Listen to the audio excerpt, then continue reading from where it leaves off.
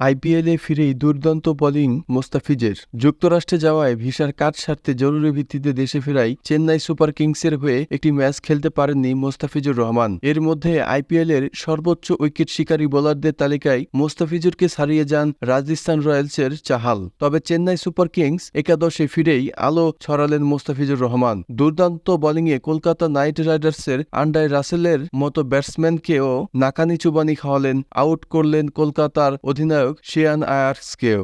মোস্তাফিজুর আর রবীন্দ্র জাদেজার দারুণ বোলিংয়েই 9 উইকেটে 137 রানে আটকে গেছে কলকাতা। অর্থাৎ টানা 2 হারের পর জয় পেতে চেন্নাইয়ের দরকার 138। কলকাতা নাইট রাইডার্সের বিপক্ষে চেন্নাইয়ের ঘরের মাঠে 4 ওভারে 22 রান দিয়ে মোস্তাফিজুর নিয়েছেন 2 উইকেট। ইকোনমি 5.50। 4 ম্যাচ খেলে 9 উইকেট নিয়ে এবার আইপিএলের সর্বোচ্চ উইকেট শিকারী বোলার এখন মোস্তাফিজ।